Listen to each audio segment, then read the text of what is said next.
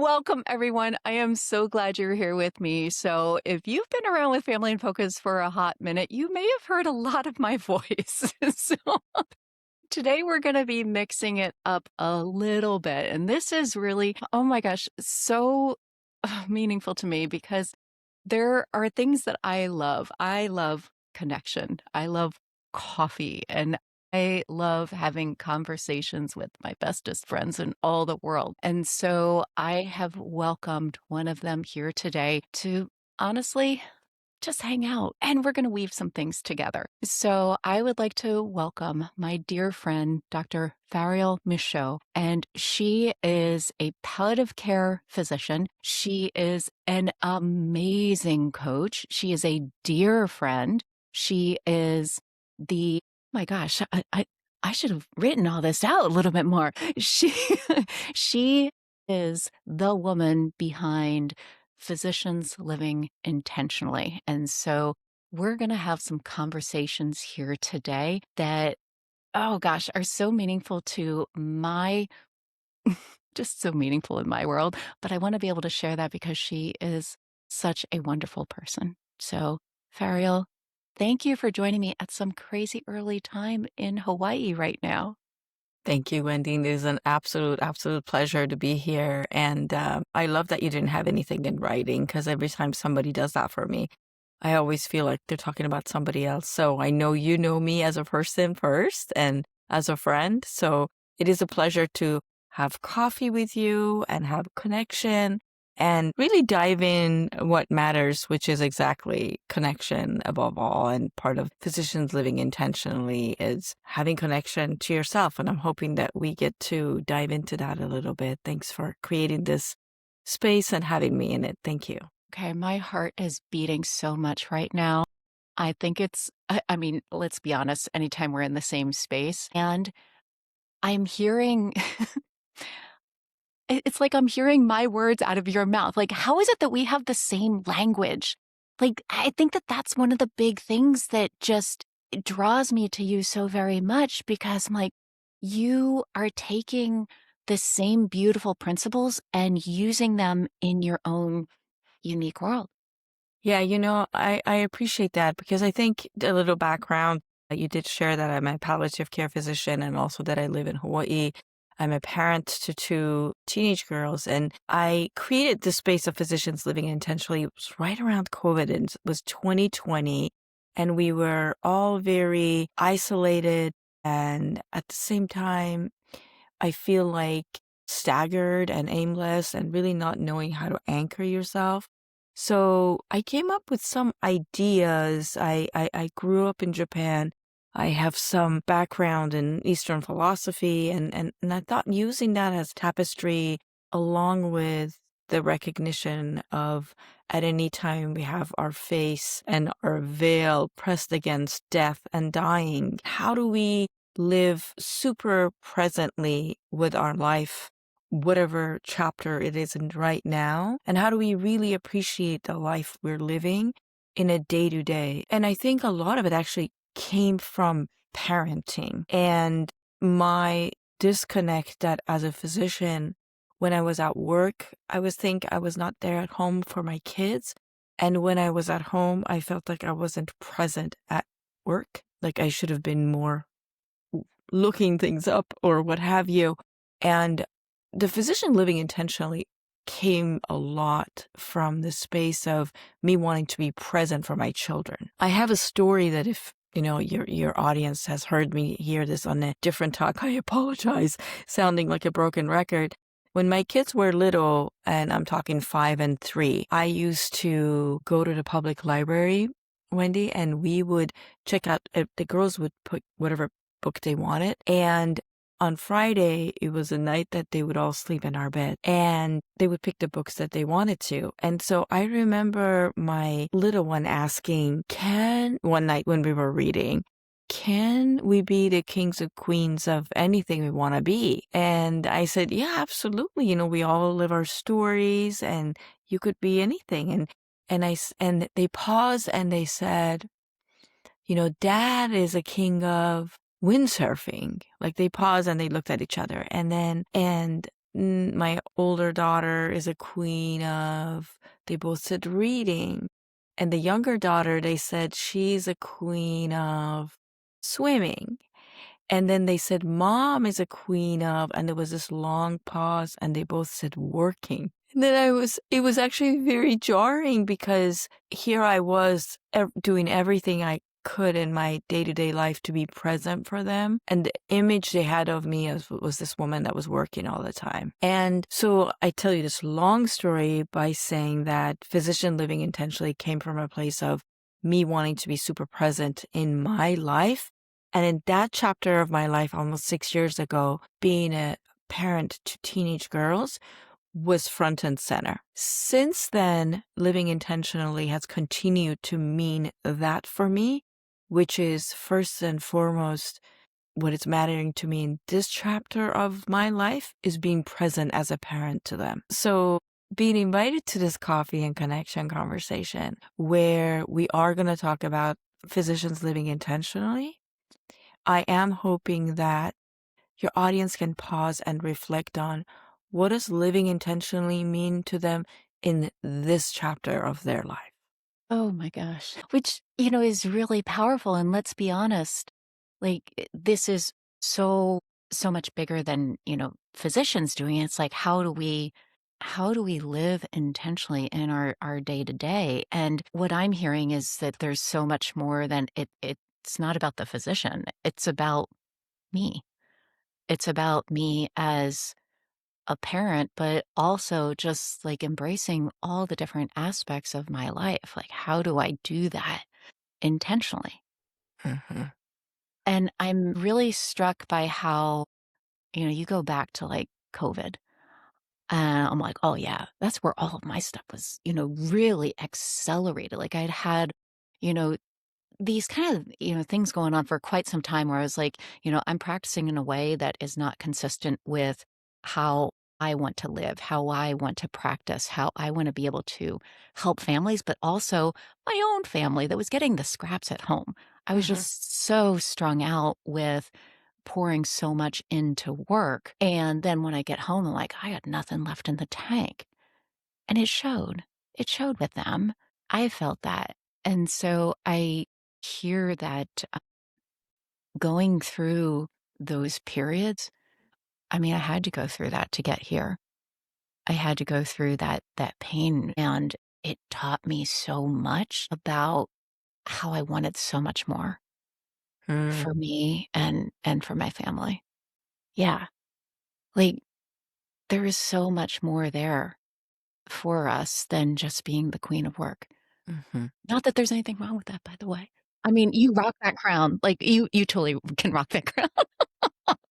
No, I love that. And and I do say physicians living intentionally a lot, but as you know, I mean, I coach people of all walks of life. And as a palliative care physician, I coach people, I do manage people's symptoms associated with their disease, the burden of their disease, the burden of the treatment of most of my patients are stage 3 and 4 cancer patients. But I feel like the bulk of my work is giving people a pause and reflection to give their brain and their thoughts equal air time to thoughts that are supportive thoughts. I think that learning to be kind to yourself. Like I think even that story that I say me being queen of working was jarring. But if I'm being honest and if I'm being kind to myself, I was creating this life for my husband to go windsurfing because he was in medical school. Like I was working and putting him through medical school and working and putting my daughter in swim team and spending ridiculous amount of hours with my 5-year-old who was an avid reader already at that age. So I think that even when we retell our story about ourselves and our lives, I'm hoping that living intentionally for all of us means how can I be kind to myself when I'm retelling my whatever version of story I'm telling myself? Yeah, I hear that, like, very close here. Yeah, because there are so many places that we've had growth, you know, that place where you hit the wall.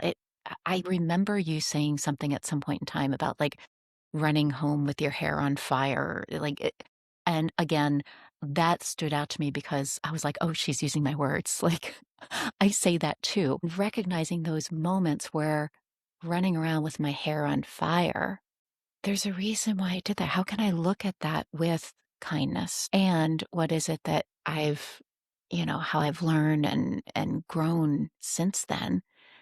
Because I think the other thing that I'm hearing is that how much this is the type of conversation that we can have with our kids as they're getting older. Like, how much can they give the equal airtime to the other side? We've got so much of that, negative conversation coming up right now. There's a lot of things that we're struggling with. And yet, what's the other side? Yeah, and I think that's really beautiful and that's very powerful as a parent because I think whether we like it or not, the way we see ourselves, the light at which we analyze ourselves with, whether we like it or not, is sort of reflect about it upon our children. So I had a conversation about being kind to yourself with my older daughter who's visiting from college yesterday, and she was asking me like, what does that even mean? And I think, how do we give that of all the way we parent, if we can parent our young adult children and teaching them what it means to have compassion, what it means to be kind to yourself, and really put it in a very granular way, like really being kind to yourself, be kind to your mind. You always hear these bumper sticker statements in mindfulness arena. What does that really mean? And so I think what is the value of this conversation is to know that unless we can really verbalize it for ourselves, unless we can know how can we be kind to ourselves, it's impossible to try to teach it to somebody else. That getting granular with them sounds like first figuring that out for ourselves. Absolutely. Absolutely. And it's easier said than done, right? Like I can coach people on a lot of different things, but when I have to turn them, like they say, turn the light in, as Buddhists say, it's not easy. It's not easy. I can coach someone with my issue very easily, but trying to put the hat back on and trying to coach myself, it's a very challenging way of being, but at the same time, how can I be kind to myself? Realizing is challenging, realizing suffering is part of life, and how do we make peace with that? How do we use the concept of allowing, right? Allow myself to be wrong, allow myself to have made mistakes with my kids, allow myself to realize that any given day I can start over again. And as long as we're breathing, there's more right with us than is wrong with us. So, how can we leverage that absolute truth to navigate through life, parenthood, marriage, the next day? So, that's sort of, I'm interested in us talking about that and hearing your thoughts on that too. Oh my goodness. What you're talking about is really like where it goes from us talking about connection and then actually like living that with our kids. Like, how do we really help parents, helping ourselves, really be able to create the connection that we want to live and share, in our homes? I'm hearing you, you know, talking about how there's, the growth that you've had over time, the pain, the wanting to share and be granular with kids. And yet the word that sticks out to me is kindness. Teaching them about being kind by first doing that for yourself. My brain automatically wants to say, "That's hard." Yeah, Like, and I I'm not think used to that. I think as women, I'm sure all people could be listening to this, but the cruel part of nature is that as we're getting to hit menopause and our hormones are going haywire, oftentimes we're dealing with kids whose hormones are going haywire. So it's almost impossible. It's almost like two people. And I'm originally from Iran. English is not my first language. I've grown up speaking that language that isn't mine. But I feel like with women hitting menopause and girls, if you have daughters or boys too, that hormonal asymmetry or absolute chaos, it's a lot to ask for. We're speaking different languages. We can't be kind to ourselves, and we are expected to act kind to people around us where, the elevator isn't going all the way up. And so there's a lot. There's a lot of, juggling, right? There's a lot of juggling emotions, juggling, what does being kind to me look like in a vacuum? Like, forget everybody else in my life that I'm trying to have this dance with at home. But what does being kind to me look like? What is missing a hot yoga class in the morning mean to me if all my life I have measured myself with a stick of productivity and stick it to itness? Like, what does that look like? So I think a lot of this is relearning what any of the goals and the gold stickers we've had for ourselves means now in this chapter. There's all these memes and all these funny things about how you parented your kid and how you grandparent your grandchild. And a lot of it, I think, is you have space. You have actual space and you are not playing whack-a-mole with your own life. So you can hold space for a screaming child as a grandparent, but as a young mother, as someone who's going through so much, it's just harder. So I'm only saying that for anyone to reflect on the fact that what we're doing is hard. And at the same time, the only way you can navigate the hard is allowing yourself to be human, allowing yourself to make mistakes. Know that no one wakes up in the morning and says, I want to be hard on my kids. I want to be hard on myself. We all mean well, but we don't always have the right tools and sentences and mental mindset to be present in our lives. That aspect of speaking different languages. I gotta tell you, when I was originally thinking, like, how would I introduce you? I was like, okay, and here's Faryal, the most cosmopolitan friend I know. Like, you have so many different connections and threads and just like, and I never know where I'm gonna find you, like anywhere in the world. And as you were talking about acceptance, it took me back to a lovely trip to Hawaii. And I want to make sure that I'm getting it straight because you were teaching, and I think it was about the word acceptance. Was it acceptance, I believe? Yeah. Absolutely. Would you Absolutely. care sharing? Because it meant so much as far as the translation into Farsi or from Farsi. Please, you can tell the story much better than me. I love that lesson. I have to say, when you coach or parent or teach anybody, we always want to say, how can I get my point across in a way that hits home? And a lot of the teaching or the coaching or what have you comes from my belief that our ticket to salvation and peacefulness is mindfulness and accepting the state that we're in, like acceptance. How much do we talk about? Whether it's 12-step program or whether it's Eckhart Tolle or whether it's anything, we always talk, or grief, we always talk about acceptance. And when I was trying to teach people the concept of acceptance, I just realized that the way the word acceptance actually sits with me as a human, there's a little bit of begrudgingness, like accept your fate. Like it is what it is. Like that doesn't sound good.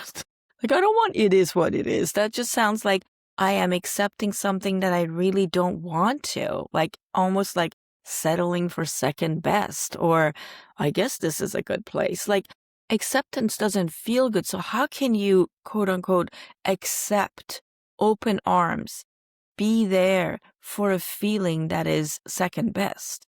So then I was thinking, what is acceptance? How do we say acceptance in Farsi? Because that's what the power of different languages come in. And the word acceptance in Farsi is pazirish. And pazirish, literally, now if I have to translate pazirish into English, is welcoming. So if you think about an acceptance letter to your favorite school or program. Acceptance letter is not begrudgingly, like they welcome you. So what if we thought about acceptance of our flaws, whatever you think your flaws are. If you don't like the body you're in, if you don't like the sound of your voice, if you don't like your habits, whatever it is that makes you the human, the imperfectly perfect human that you are, how can you accept that it's not begrudgingly? And then I thought, what if I welcomed the sound of my voice? What if I welcome that if you want to see my house, give me a day's notice. If you want to see me, show up anytime. How can I how can I welcome people in my space without constantly seeing myself and my life from the lens of being judged? And that acceptance is just welcoming. That it is what it is becomes, this is who I am. Okay, so I am practicing the word pasiresh over and over again in my head, like trying so badly. And I am trying to like really take that, like copy and paste into working with kids. Cause let's be honest, they're speaking a completely different language. I mean, and I'm not talking about that Gen whatever cap, whatever thing that I can't even do it. But like welcoming that acceptance of, yeah, this is what it is right now, in the sense of I'm welcoming whatever they are putting out there. Like in another way of hearing that acceptance, that welcoming, I'm hearing receiving. Mm. And there's a whole lot to receive right now. Like it's just nonstop. And yet, like I keep on trying to bring that back to, okay, our kids are speaking a different language. How can I pasiresh? Okay, there you go. How can I accept? How can I welcome that? And I'm putting this out there because these are questions that I keep on spinning over me as I'm like receiving all of the emotions. Like yesterday was a fun day with, adult kids and receiving all the different things that I was like, oh, why can't you just speak my language? Why can't I just teach you how to do this? And it's like, no, just accept, just welcome. This is what they're experiencing right now. And I think that's the thing is you're talking about being intentional, like just receiving it. This is where we are right now. And I do want to say, again, it's easier said than done. I want to give you an example and see if audience can, reflect on this and see if this is something that could have happened. There was a tense moment in the elevator with one of my daughters. I can think about it's a couple years ago. And just the context of it to set the stage is that there was this moment of just tension. We weren't talking to each other. We were going to a place that she didn't want to go to. And I was parenting her to go to this place. And as we're in the elevator, she asked me, she's like, what time is it? And our appointment was at 1:00, right? And I said, it's 10 till. And then she said, why do you always tell a time like this? And I said, what do you mean? And she said, why don't you just say 12:50? What does 10 till mean? And oh my gosh, Wendy, that question set me off. And the thought that followed me, the elevator door opened, she went to her appointment, and all the thoughts was like, I can do nothing right. That she opens her mouth to judge me. She opens her mouth, nothing positive comes out of her mouth. I can't do nothing right. And here I am, I was like in the middle of 7 things to make her get to this appointment. And then on reflection, it was a conversation. She could have said nothing. She could have thought it and said, my mom is stupid. What does 10 till even mean? And all my life I've told the time like that, like it's a 1/4 till, it's 10 after. I mean, I talk like that, and I've never thought, why do I talk like this? We don't we don't tell time like that in Iran. I've lived in Japan. They don't tell time like that in Japan. So, but if I could think about every conversation between two humans, and one of them could be my children, is actually an attempt for connection and not criticism. And it's just really a simple question. Why do I tell time like that where no one else in her community, like you said, different languages, No one in her grade level, no one of her friends would tell time like that. So a lot of checking in and allowing and pasirage really comes down to before we can allow a thought, before we can accept something, what is a helpful thought? So for me, acceptance in that setting, welcoming in that setting is the fact that she opened her mouth in this elevator. I could have welcomed it that she's making an attempt for connection. So before I can welcome anything, I need to sort of sort out the thoughts that are being thrown in my head and, you know, go through it and say, which one is a helpful thought? So I can accept the helpful thought. Because the other thought is, I can do nothing right. Do I want to accept that thought? I hear getting curious behind all this, like receiving your daughter's curiosity and then getting curious for yourself. Why do I do these things? Without the judgment. Like, I have no idea. Absolutely, Wow. because the context of, you could have asked me that, Faryal, why do you tell time like that? And I would have never, it wouldn't set me into, oh my gosh, I do nothing wrong. I'm like, yeah, that is curious. Why do I tell the time like that? And you asking me, because our context is, you're simply curious. There's no story attached with you asking me. Then I can be curious as well. But I think when the emotions are high in parenting, in context of what's going on between two human beings relationship, is curiosity doesn't always is not always available. But if you can tap into curiosity, you can let go of stories, judgment, versions in all different ways. You're absolutely right. Telling you, we've got the same language here, which is mind blowing, okay, to this Pennsylvania Dutch girl. Who's like, okay, maybe I lived a short period of time in Japan, but I will not speak Japanese. Not well, at least. Okay. I could at least say gomenasai and like sumimasen. That so basically me saying I'm so sorry anytime we would like tread on someone's foot or we'd spill something as I was going around in Japan with little people making a mess. So those were the words that I learned. And Farsi, yeah, no, Pasiresh. There you go. That's what I got. And yet, here we are speaking the language of curiosity and connection. And oh my gosh, like it's beautiful because these are concepts that are becoming more and more real as we're exploring different languages, but also just, with our kids, who, of course, are speaking a completely different language. Yeah. So now I know it's the beginning of your day. Like, what? I don't even think it's 8 a.m. where you are. I mean, this is blowing my mind right now. So I know you have a beautiful day ahead of you. I want to honor that. And really thank you for joining me here.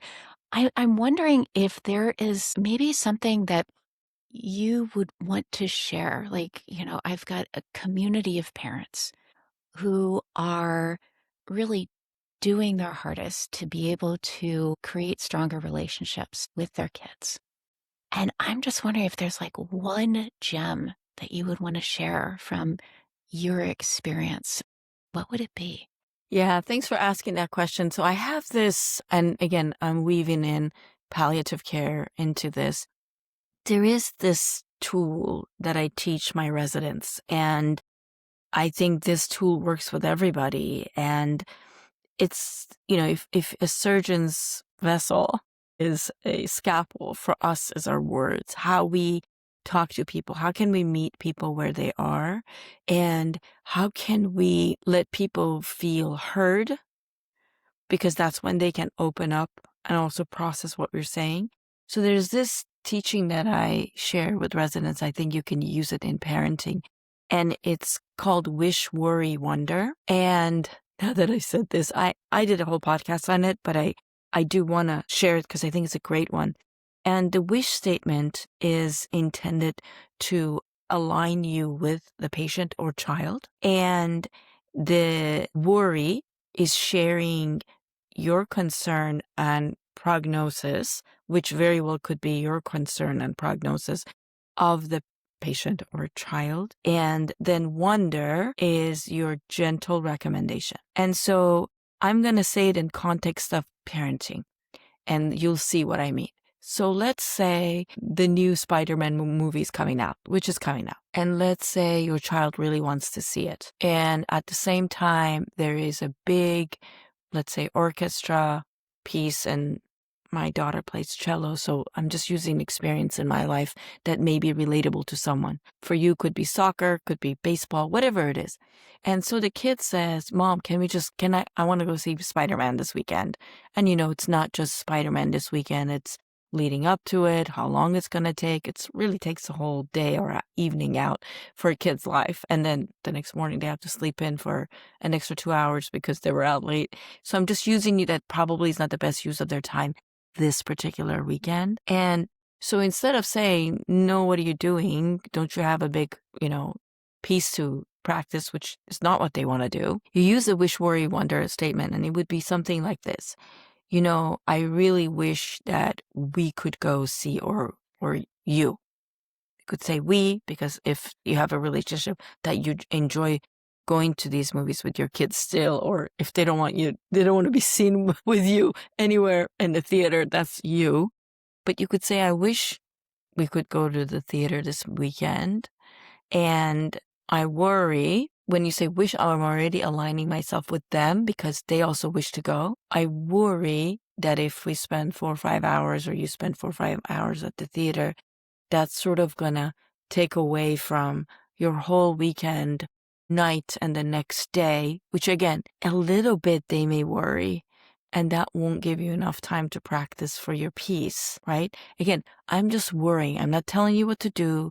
I worry that if you make this choice, it may sort of take you elsewhere. And I wonder if we should, or you should, focus on this piece that you're practicing and then trying to go see Spider-Man the day after the concert. So when you do this, the wish, worry, wonder, you're not saying no to your child. You are letting them know that you understand it's fun. You also want them to do it.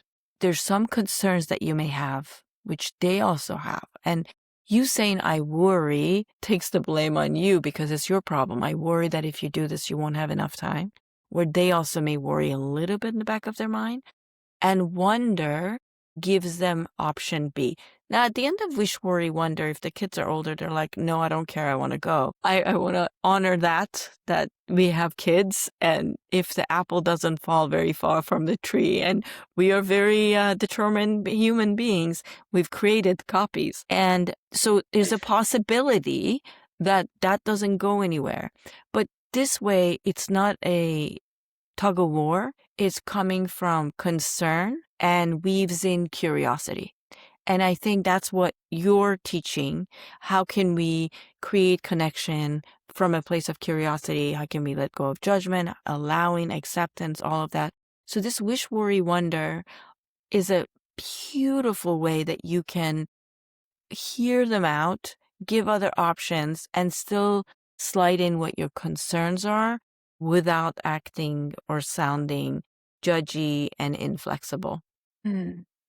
I heard the word allyship in there as far as like being on the same team with your child.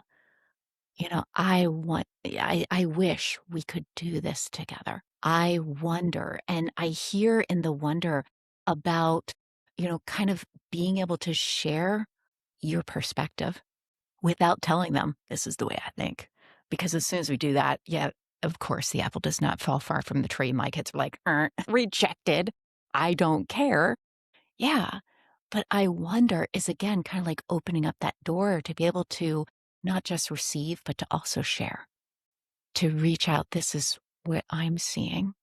And oh my gosh, like I'm just seeing how that's once again creating the opportunity to be on the same team with to be able to co create. Oh my gosh, it's beautiful. Beautiful. Yeah, because I think the kids, even though they don't want our opinion, as they get older, they still realize we're the parent and we want what's good for them. They may not want what we want for them. So I think what I like about this kind of conversation tool in parenting is that you let them what you think. And at the end of the day, they're going to make their own decisions. But I think the problem becomes when you don't want to say anything to your kid and you start by, they don't listen to me anyway. What's the point of me? The moment when we stop talking, when we feel like our advice is unneeded or it's not going to land, and maybe we question how we're giving this advice. Yeah. I realized as I was processing through all of that, I got it messed up already. I was like, oh, I said worry, or I said wonder instead of worry. I'm going to keep on practicing. Oh my gosh. I thank you so much. Now, for those parents that are listening right now, they're like, oh my gosh, I need more Faryal. Where can they find you? Oh my goodness. Could you please share? Yeah, so speaking of living intentionally, so I have a podcast. I started the podcast, I think, in 2020 around the time of COVID, and I was so good. I was recording once a week, and then, my own parenting journey hit a bump and everything went on back burner. I had a physician retreat in Hawaii where you came and shared that story with. I held that retreat 3 years in a row. And then pivoting and focusing on my life, I have a lot less presence, whether it's on social media, whether it's on my podcast. So I think the last time I recorded my podcast is probably about, I want to say 2 years ago, but the podcast is still alive. I'm paying someone to keep it going. And it used to be called Write Your Last Chapter. And it was within the context of palliative care, teaching people. But within the context of palliative care, there's a lot of everyday examples like this where it applies to living, not necessarily dying. And now I think it's called Living Your Best Chapter.